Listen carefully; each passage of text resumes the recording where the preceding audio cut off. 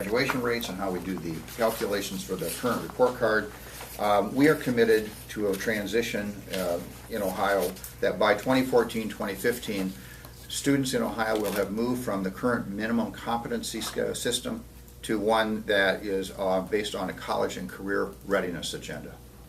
So I take, for example, if you look on page 4, and the bar graphs do a nice job of showing you that there's a dotted line that goes across the page that shows us that 75% of students making proficiency marks or above constitutes the meeting of our academic criteria. What that means is, though, under the current system, 1 in 4 students not making the grade seem to be okay, seems to be acceptable. Under a college and career readiness system, this must change. We have got to eliminate this notion that we focus on what's minimum competency, and we start looking at what kids really need to be successful in, for choices that they make once they've graduated from high school. We need to be sure that their diploma has meaning, and we need to be sure that we provide them with the right start in their lives so that once they do graduate from high school, they can make choices, they can engage in productive careers and opportunities, they can become great citizens, and they can continue to build a prosperity for Ohio. You know, that's what this whole thing is about. So in 2014-2015, we're going to be implementing new academic content standards, the Common Core in English and mathematics, and also Ohio's revised standards in science and social studies that will literally ratchet up the degrees of expectations for the academic achievement of our students. So even though we're looking at good results today, we're going to be looking at higher expectations for the schools to make production of students, give them good opportunities to really stretch their learning.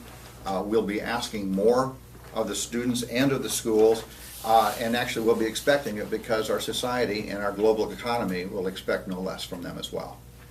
Our content standards are based upon the efforts that the students in the highest performing nations in the world are able to accomplish. We think we should ask no less of that of Ohio students. Our Ohio students deserve to have at least an opportunity to compete with the world's best, because I believe that done right, we can actually beat them.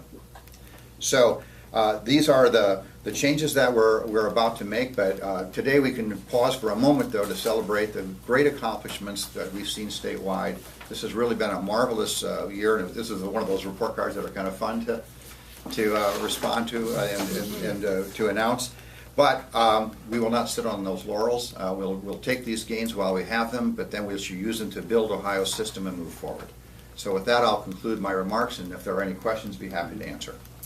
I want to just go back on the graduation rate. If I understood you correctly, I guess previously minimum competency is what was looked at in terms of the graduation rate, but now you're looking at a college career readiness.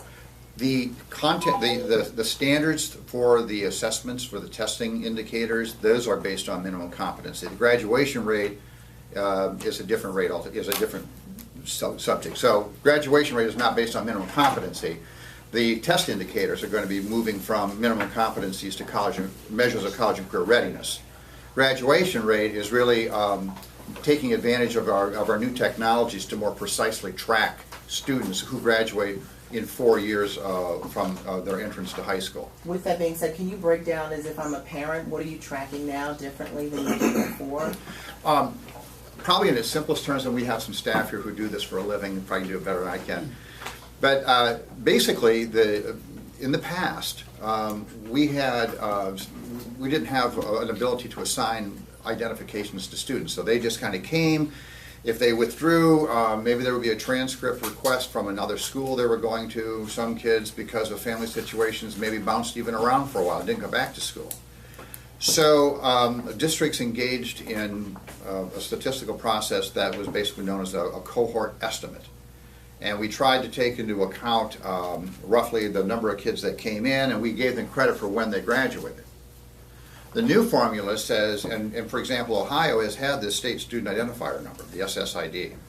So students get a unique number. It makes it easier for us to track them. So not all kids, though, are going through and graduating in 4 years. Sometimes schools lose track of these students.